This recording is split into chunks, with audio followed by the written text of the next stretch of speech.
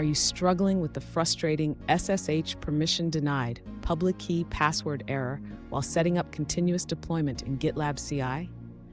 You're not alone. Today we're going to tackle this common issue and get your deployment back on track.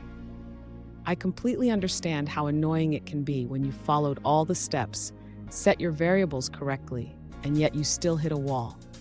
This is a common hurdle many developers face, and it can feel like you're stuck in quicksand.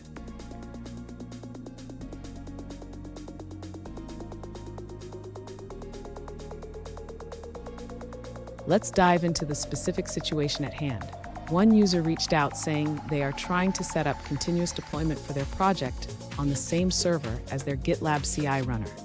Despite following the official documentation, they keep encountering the SSH permission denied error. Sound familiar? Let's explore this together. So, what could be causing this error?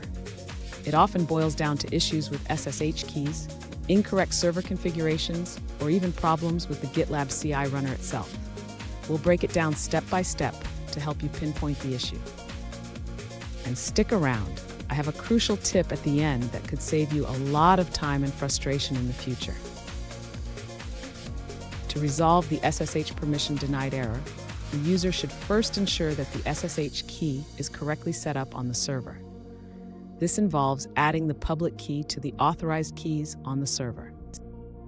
Next, the user should verify that the private key is correctly configured in the GitLab CI settings.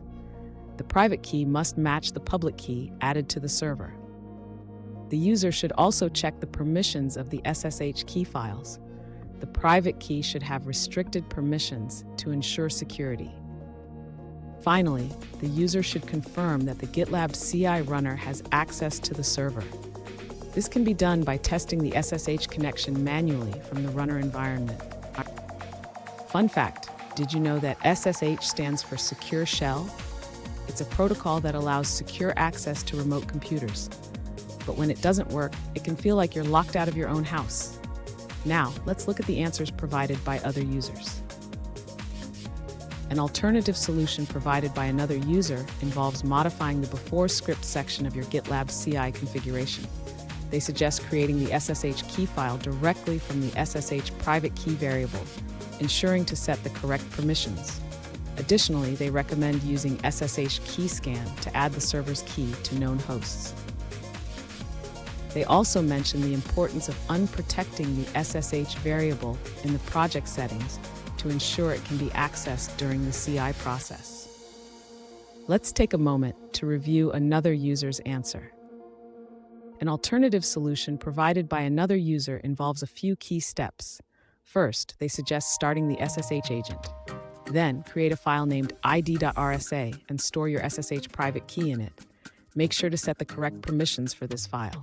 Finally, use SSH to connect to your server, disabling strict host key checking. That's the end of that answer. Let's see another perspective. An alternative solution provided by another user highlights the importance of file permissions. They suggest ensuring that the permissions of the authorized keys file in the SSH directory are set to 600. Let's check out another perspective from a different user. An alternative solution comes from another user who points out that SSH access issues might be due to restrictions on which users can log in. They discovered this by checking the server's authentication log. To resolve this, they suggest updating the Allow Groups directive in the SSH configuration file. This allows specific users to connect via SSH. Now, let's shift our focus to a different response. An alternative solution shared by another user involves adding the verbose flag to the SSH command. They discovered that their RSA key was considered legacy by newer OpenSSH versions. This led them to two potential solutions: generating a new key using the E2519 format or using a temporary workaround by adding specific flags to the SSH command. Here's a pro tip. Always ensure your SSH keys are properly configured and that your CI runner has the right permissions. This simple check can save you from a lot of headaches down the line. And there you have it. With these steps, you should be able to resolve the SSH permission denied error and get your deployment running smoothly.